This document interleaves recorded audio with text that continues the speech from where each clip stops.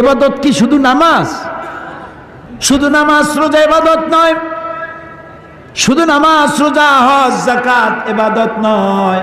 ইবাদত হলো জীবনের সমস্ত কাজগুলি আল্লাহর হুকুম মাফিক যদি করি, যা তিনি নিষেধ করেছেন তার থেকে যদি বাঁচি, রাসূল যা আদেশ করেছেন তা যদি মানি, যা নিষেধ করেছেন তার থেকে যদি বাঁচি, এর নাম ইবাদত।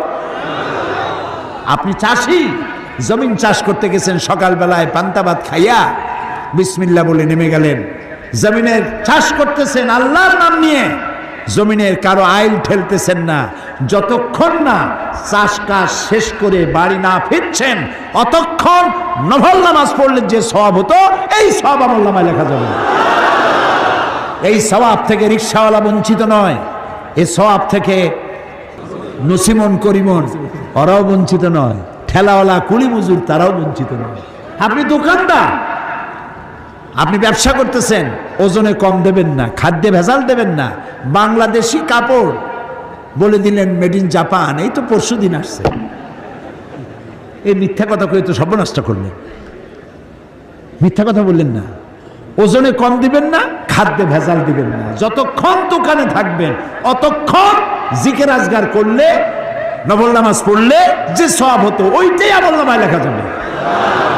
এমন কি বোর জন্য যে শাড়ি কিনবেন, ব্লাউজ কিনবেন, চিংড়ি মাছ কিনবেন, তরি তরকারি কিনবেন, সেটাও ইবাদতের মধ্যে শামিল, যদি তা হালাল পয়সা দিয়ে হয়। হালালে বরকত হয়, হারামে কোনো বরকত হয় না, হয় না। কুত্তা, বগুড়ায় কি কুত্তা কয় না কুকুর কয়? দুটাই বলে। আচ্ছা, কুত্তায় বাচ্চা দেয় কয়টা বছরে? হ্যাঁ, 7টা 8টা 10টা। ওর তো ফ্যামিলি প্ল্যানিং নেই, জনমের মতো হয়, জনমের মতো হয়, মরেও জনমের মতো। যদি যত কুত্তা হয় সবগুলি যদি বাঁচত, আপনারা মাহফিলে কুত্তার জ্বালায় আসতেই পারতেন না। যেমন হয় তেমন মরে। গাভী প্রতি বছর বাছুর দেয় কয়টা? মাত্র একটা।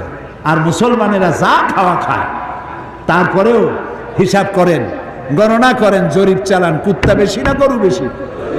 গরু বেশি। কারণ কুত্তা হারাম, গরু হালাল, সেই জন্য ওটাই বরকত নাই, এটাই বরকত আছে।